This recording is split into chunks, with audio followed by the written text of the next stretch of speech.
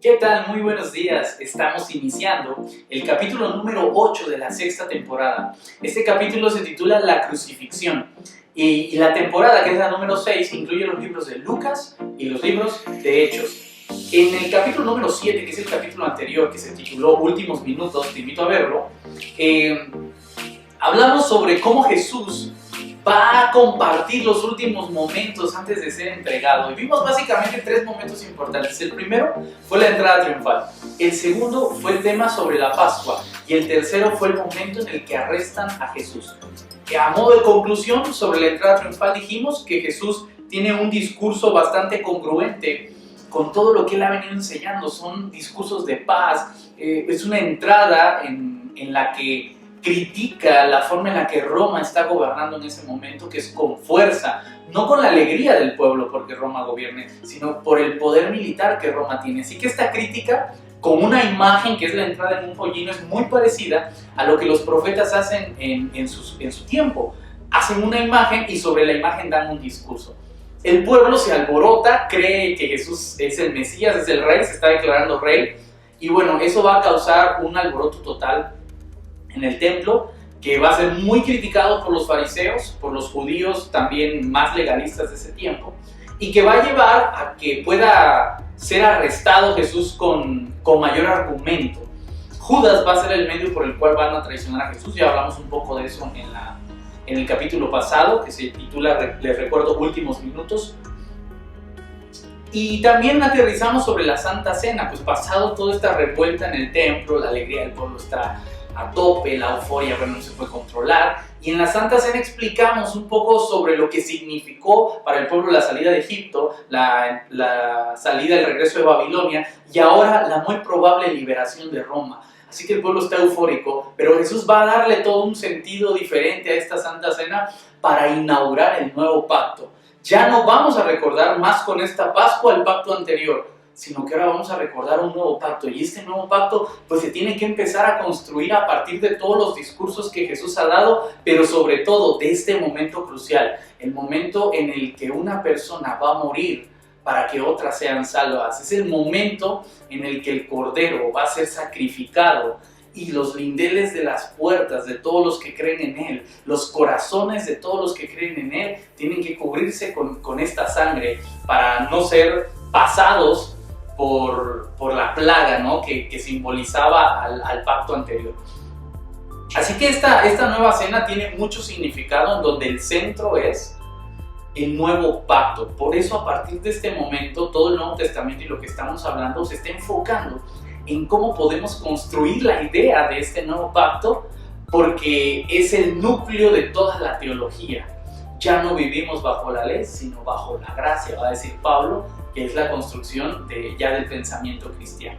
Así que Jesús es entregado y es llevado al sumo sacerdote y es llevado ante el Sanedrín, que es toda la autoridad religiosa que hay en ese tiempo, y va a ser ahí juzgado. Sobre eso es lo que vamos a platicar hoy. En primer lugar, vamos a iniciar hablando del juicio. Y es que en el juicio, ya en el capítulo 22, versículo 23, versículo 66, perdón, dice: al hacerse de día, se reunieron los ancianos del pueblo y los sumos sacerdotes y letrados lo condujeron ante el consejo. A Jesús, por supuesto. Los sumos sacerdotes. Ese es el primer punto que quiero tocar. Hay dos sumos sacerdotes en ese tiempo. ¿Por qué? ¿Qué sucedió? Bueno, lo vimos en los primeros capítulos también de la quinta temporada, cuando iniciamos a hablar de los evangelios, y es que la estructura social y religiosa se ha ido modificando por la llegada de Roma. Tiene que haber un solo sumo sacerdote, pero con la llegada de Roma, esto está cambiando porque Roma está imponiendo los nuevos liderazgos que deben haber, por lo que hay un sumo sacerdote que es el oficial, y hay un sumo sacerdote que es, digamos, quien tiene todo el valor moral dentro del pueblo por ser del linaje. Así que estos dos sumos sacerdotes al final terminan siendo familia, y por eso pues no hay mucho problema, se llevan bien, y los dos todavía tienen una carga de liderazgo muy importante dentro de la religiosidad judía. Es por eso que los dos están presentes ante este concilio, y están presentes junto con el Sanedrín, los sacerdotes, los escribas, las personas más importantes de este tiempo. En segundo lugar, dentro de esta confesión, se le pregunta a Jesús, Jesús, ¿tú eres el Mesías? Y Jesús les contesta, si yo les dijera que sí, de todas maneras no me creerían, como diciéndoles, pues ¿para qué les digo? Yo no pienso caer en sus juegos ni en sus trampas, porque en cuanto yo diga sí, ustedes me acusan y ustedes van a decir que yo estoy aquí confesando. Jesús había tenido discursos anteriores muy importantes, como nadie puede dar testimonio de sí mismo. Y aquí otra vez Jesús está siendo congruente con eso. Él no está diciendo de sí mismo nada. Él está esperando a que la gente llegue a su conclusión basado en lo que ve, en lo que entiende. La pregunta la van a cambiar después y le van a decir, ¿eres tú el Hijo de Dios? Y cuando le preguntan eso, Jesús responde con toda seguridad, tú lo has dicho, yo soy. Y esta frase, el yo soy, pues parece que le pega muy duro en el tuétano de todos los judíos que guardan este concepto del yo soy como si fuera algo únicamente dedicado a Dios. Entonces muchos hasta han llegado a pensar que cuando Jesús dice yo soy, se está declarando Dios. Y este es uno de los argumentos para decir que Jesús es Dios y que Él mismo se presenta como Dios mismo. Sin embargo, esto podría estar un tanto exagerado por el discurso, sobre todo porque nosotros tenemos la palabra el yo soy en griego y no en hebreo. Bastaría ver cuál es la palabra exacta que va a utilizar acá para ver si es exactamente la misma que se utilizó allí en el Éxodo cuando le pregunta Moisés a Dios, ¿tú cómo te llamas? Y Dios contestaría, yo soy el que soy. Tendríamos que hacer todo este estudio que es muchísimo más complejo y muchísimo más profundo. Pero Jesús sí acepta ser hijo de Dios. Ante esta situación, el pueblo que está juzgando a Jesús va a decir, Él ya se ha declarado hijo de Dios, Él ya se ha declarado Mesías, Él ya se ha declarado pues básicamente un hereje y por lo tanto ya podemos juzgarlo. ¿Por qué esto es importante? Porque el judío en su ley para acusar a alguien necesita que exista un testigo. Y los testigos pues son los discípulos de Jesús, los apóstoles, y ellos no están ahí ni van a testificar en contra de Jesús. Pero como Jesús ya declaró algo, los mismos sacerdotes dicen, nosotros ya lo escuchamos, por lo que ya no necesitamos testigos. Y eso va a servir para que el mismo sacerdocio se sienta tranquilo, se sienta en paz, como que él no está quebrando su propia ley, porque él ya tiene la declaración del culpable. Así que para su ley ya no necesitan más testigos. Ellos lo han escuchado y es así como van a llevar el proceso al siguiente nivel. Hay que condenar a Jesús, pero nosotros no queremos excomulgarlo, no queremos quitarle su título de rabí, nosotros queremos matarlo.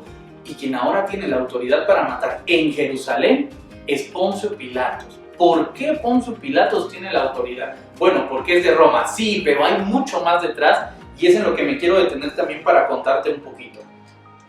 Vamos a regresar algunos años. En el año 4 antes de Cristo, había un rey en toda esta zona que se llamaba Herodes, a quien nombramos Herodes I el Grande. También esto ya lo platicamos en los primeros capítulos de la 5ª temporada. Herodes I el Grande gobernaba toda la zona de Idumea, Samaria, Galilea, y esta zona que había sido heredada por todo el movimiento macabeo, que ahora lo tenía Herodes, pues básicamente por un asunto político, pues va a quedar en manos de sus hijos cuando Herodes muera. Herodes muere en el 4 antes de Cristo. Es este Herodes el que manda la matanza de los niños cuando nace Jesús. Sobre las fechas también ya lo platicamos. Y va a heredarle estos dos puestos a 3 de sus hijos, 4 de sus hijos, pero 2 principales y con esos nos quedamos hoy. El primero se llama Herodes Antipas y a Herodes Antipas le va a heredar toda la provincia de Galilea. Toda la zona de Galilea, Nazaret es parte de Galilea, por ejemplo, va a quedar a Herodes Antipas. Y a su otro hijo, que se llama Herodes Arquelao, le va a heredar Idumea, Judea y Samaria, una zona más grande. Es por este motivo que cuando Herodes I el Grande muere, José no regresa a Judea, porque en Judea está gobernando su hijo Herodes Arquelao, que tiene los mismos propósitos que Herodes, matar a cualquiera que se declare rey, porque pues el rey es él. Entonces José regresa a su tierra natal, que es Nazaret, y Nazaret le pertenece a Galilea, y en Galilea está Herodes, pero Antipas, y ahí ya no hay tanto problema de persecución. Pues es que el centro realmente fuerte religioso judío está en Jerusalén, está en Judea. En Samaria ya no es tanto el eco que esto pueda tener. Así que Herodes Arquelao se queda gobernando esta zona, pero va a tener muchos conflictos con Roma, y es por eso que lo van a destituir de su cargo. Esto va a ser en el 6 después de Cristo, pues 10 años estuvo gobernando. En el 6 después de Cristo lo destituyen de su cargo, y a partir de ese momento, en las provincias de Idumea, Judea y Samaria, ya no gobierna más la dinastía de Herodes, ahora va a gobernar un prefecto romano. Este prefecto romano al paso del tiempo va a ir cambiando, van a ir trayendo otro, hasta que en el año 25, 26, 27, 28, 29 después de Cristo, el prefecto romano de esas tres zonas se llama Poncio Pilatos. Pilatos es quien está a cargo como procurador romano de toda esa zona. En Galilea, quien sigue gobernando es Herodes Antipas. Así que por eso no tenemos ningún problema. Pero es bueno tener en mente esto. En Judea está gobernando Pilatos y en Galilea está gobernando Herodes Antipas, porque esto es lo que nos va a servir para entender por qué Jesús va a pasar de Pilatos a Herodes, de Herodes a Pilatos. ¿Por qué? ¿Quién lo tiene que juzgar? Así que el sumo sacerdote le lleva a Jesús ante Pilatos, porque es Pilatos quien tiene que juzgar si el acto se cometió en la zona de Judea. Pero a Pilatos no le va a interesar alguna acusación religiosa. Así que muy astutamente el Sanedrín judío pues va a tratar de hacer la acusación no solo religiosa, sino volverla política. Esto lo encontramos en el capítulo 23 de Lucas. Tú puedes ahí leerlo. En el versículo 2 dice: empezó la acusación de la siguiente manera: hemos encontrado a este incitando la rebelión, oponiéndose a pagar tributos al César y declarándose rey y Mesías. Esto, si tú te das cuenta, no es una acusación religiosa. Esto es una acusación política, con todas las ganas de provocar a Pilatos para que Pilatos le dé una ejecución por rebelión contra la autoridad romana, lo que merece crucifixión, que es lo que básicamente ellos quieren. Pero Pilatos ante la acusación dice: bueno, yo no lo he visto oponiéndose. De hecho, el mismo Pilatos llega y le pregunta a Jesús, dice: Jesús, ¿tú te declaras rey judío? Y Jesús le dice: no, tú lo has dicho. O sea, si tú dices, pues tú dilo, pero yo no he dicho eso. Yo nunca me he declarado rey de los judíos. Entonces Pilatos ante este diálogo medio extraño dice: es que yo no encuentro una acusación política. Religiosa tal vez, pero pues resuélvanlo ustedes, pero política no. Pero si lo resuelven ellos, no van a poder matar a Jesús, porque quien puede dar pena de muerte, pues en teoría debería ser el Estado romano. Sobre todo para una muerte tal como la crucifixión, porque igual pudieron haberlo intentado apedrear como en otros casos, pero hubiesen alterado su propia ley judía. Entonces era más fácil llevarlo con Roma y que ellos decretaran algún acto en contra de Jesús. Como no hace eco en la mente de Pilatos esta acusación, los judíos van a tratar de acusar a Jesús de otra manera. Van a decir: miren, este Jesús inició su ministerio en Galilea, y de Galilea ha avanzado hasta Judea. Imagínate, está creciendo mucho. ¿Qué tal y te hace una gran revuelta social en todo el Imperio Romano? Como tratando de maximizar la intervención de Jesús, ¿no? La rebelión de Jesús. Y Pilatos, cuando escucha esto, le pone un alto a todo. Le dice: a ver, ¿me estás diciendo que empezó en Galilea? O sea, es Galileo. Y ellos le responden: sí, pues vivió en Nazaret, allí estuvo, él es Galileo. No es como en este tiempo de decir: ¿dónde está tu acta de nacimiento y dónde naciste? No, ahí donde viviste la mayor parte de tu vida, de ahí eres. Y Jesús vivió en Nazaret, en Galilea, la mayor parte de su vida. Entonces Pilato, que traía problemas con Herodes Antipas, no se llevaban muy bien, pues dice: esto me va a traer a mí un problema político. Porque si yo acuso culpable a este Jesús Galileo, y lo asesino, al rato se me va a levantar Herodes Antipas y va a decir que estoy matando galileos y no me conviene. Entonces agarra a Pilatos y le dice, ¿saben qué? Esto no es problema mío. Jesús es Galileo, que lo resuelva el gobernador de Galilea, Herodes Antipas. Es por eso que tienen que llevar a Jesús ahora con Herodes. Casualmente Herodes estaba en Jerusalén. ¿Por qué? Porque se estaban celebrando las fiestas de la Pascua y pues Herodes tenía que ir a la fiesta. Así que por eso se encontraba Herodes en Jerusalén. Así que fue fácil llevar a Jesús con Herodes, estaba cerquita, y cuando lo llevan con Herodes, dice la Biblia que Herodes se puso muy contento de ver a Jesús, de recibir a Jesús. Y dicen, ¡oye, qué bueno que estás acá! Quiero hacerte unas preguntas, he escuchado de tus milagros, puedes hacerme un milagro por acá, quiero verlo.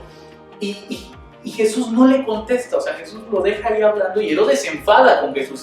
Todavía que quiero perdonarte la vida y tú te pones así. Pero Jesús tiene otros argumentos también por lo cual no responder a Herodes. O sea, Herodes lo está usando, lo quiere ver como un profeta o un milagrero más, como si fuera uno de sus súbditos, y Jesús no va a permitir eso. Entonces Herodes, muy enfadado con Jesús, lo desecha y le manda a decir a Pilatos, ¿sabes qué, Pilatos? Estamos en Judea y yo no lo voy a defender. Por ser Galileo, no lo voy a defender. Decide tú lo que tú quieras. Si quieres matarlo, pues mátalo. Yo no me voy a interponer. Y parece ser que esta relación, dice el libro de Lucas, provoca que Herodes y Pilatos se lleven bien. Mira, capítulo 23, versículos 11 y 12, dice: Herodes con sus soldados lo trataron con desprecio y burlas, y echándole encima un manto espléndido, lo envió de vuelta a Pilato. Aquel día Herodes y Pilato, que hasta entonces habían estado enemistados, establecieron buenas relaciones. Parece ser que incluso este problema los llevó a por fin llevarse bien. Jesús entonces tiene que regresar con Pilato y quedarse ahora bajo la jurisdicción de Judea y esperar que Pilato lo juzgue, a ver si lo encuentra culpable o lo encuentra inocente. Pilato vuelve a tomar la sentencia y suelta su edicto. Y el edicto es inocente. Vamos a darle unos azotes, pero pues yo no encuentro algo más. No lo puedo condenar a muerte porque no hay mayores pruebas. Y eso va a provocar que la gente se enoje. La gente que está escuchando el veredicto empieza a gritar, crucifíquenlo, crucifíquenlo. Y Pilato 3 veces le dice al pueblo, no es culpable, no lo encuentro culpable. De hecho, lo voy a soltar, lo latigamos y lo soltamos. Y la gente empieza a gritar, crucifíquenlo. Y por ahí otras voces empiezan a gritar, suelta a Barrabás. Que muera Jesús y que suelten a Barrabás. Y Pilato, pues ante todo el alboroto del pueblo, no le queda de otra que soltar a Barrabás y condenar a Jesús a muerte. Y así es como se da la condena hacia Jesús. Pilato pues no se siente cómodo con la decisión, pero también piensa en que Pilato tiene que tener un valor político, tiene que agradar a su pueblo, tiene que agradar a su gente, y es así como suelta esta condena. El pueblo queda feliz con esta decisión y vamos a crucificar a Jesús porque es una sentencia romana basada en un alboroto o un intento de revolución contra Roma. Por eso es que el castigo tiene que ser el máximo castigo, que es la crucifixión. El pueblo pues empieza a regar la voz, se va a dar la crucifixión, Jesús tiene que cargar el madero, y en este camino se da una escena chiquitita. Con esto también ya terminamos la reflexión el día de hoy. Y es que un tal Simón de Cirene, que va pasando ahí en el camino, le dicen, oye, tú ayuda a Jesús, que ya no aguanta el madero, ayúdale a cargar la cruz a donde tenga que llevarlo. Y pues esta pequeña intervención pues resultó interesante porque quizá cuando se escribió el libro de Lucas era una historia contada por todos. O sea, quienes vieron de primera mano que Jesús fue crucificado, vieron cómo alguien le ayudó a Jesús a llevar el madero, y esta persona tiene nombre, Simón de Cirene.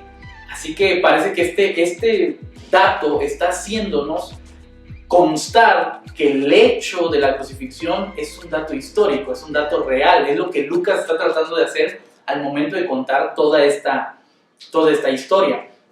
Jesús lleva la cruz y cuando va avanzando por todo el camino ya condenado, mucha gente que eran ya sus seguidores lo empiezan a seguir y empiezan a llorar. Por ahí puedes ver a su familia, puedes ver a sus amigos, a sus discípulos, a sus apóstoles, a sus seguidores, y empiezan a llorar. Entonces, cuando Jesús ve todo eso, se da la vuelta y da el último de sus discursos hacia sus discípulos. Y les dice: ¿por qué lloran ustedes por mí? Más bien lloren por ustedes mismos. Versículo 31. Porque si así tratan al árbol verde, ¿qué no harán con el árbol seco?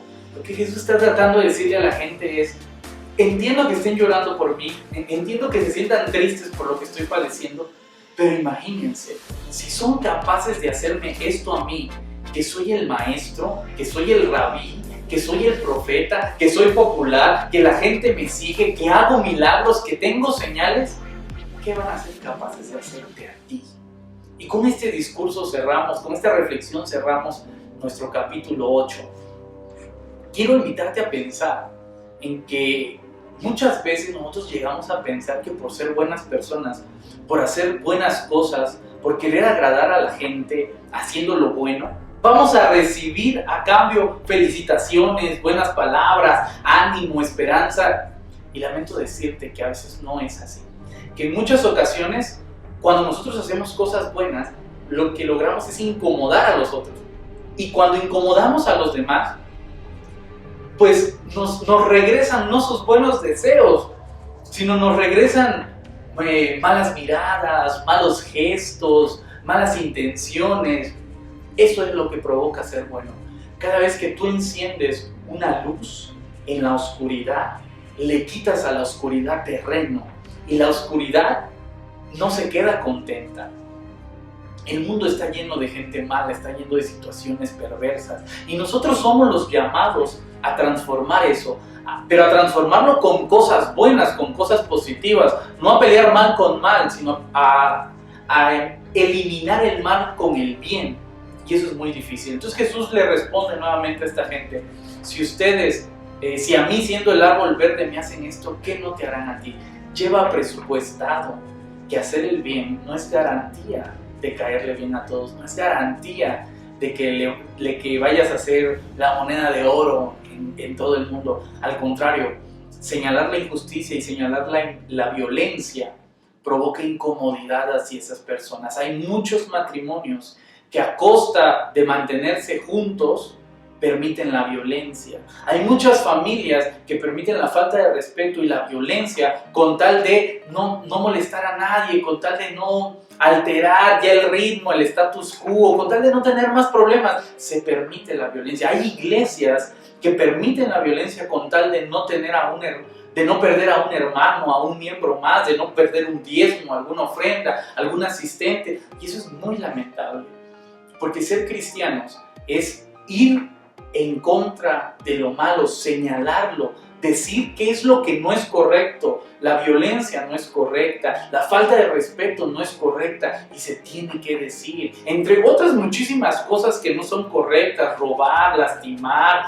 mentir, engañar, blasfemar, levantar falso testimonio contra tu prójimo. Bueno, muchísimas cosas que no son correctas y que es nuestro trabajo señalarlas. Primero no hacerlas y después también evitar que los demás lo hagan. Y este trabajo muchas veces no nos va a traer la mejor recompensa. Al contrario, probablemente nos traiga persecución, probablemente nos traiga malas miradas, desánimos. Hay que ser muy prudentes al momento de hacerlo, pero también no hay que dejar de hacerlo.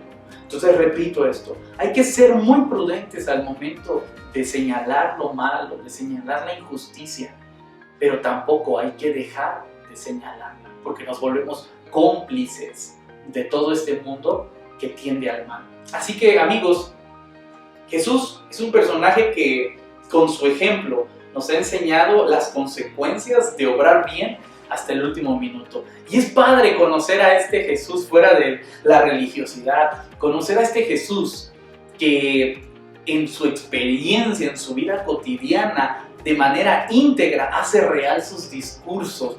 A este personaje como maestro, como rabí, como un gran líder social, vale la pena escucharlo, vale la pena seguirlo, vale la pena comprenderlo, vale la pena aprender de él, pero también vale la pena ser como él. Así que este ha sido el capítulo 8, el juicio de Jesús sobre la crucifixión, y nos vemos en el capítulo número 9 para terminar con las 7 palabras, que es el momento en donde Jesús es crucificado. Nos vemos en el siguiente capítulo. Hasta luego. Dios te bendiga.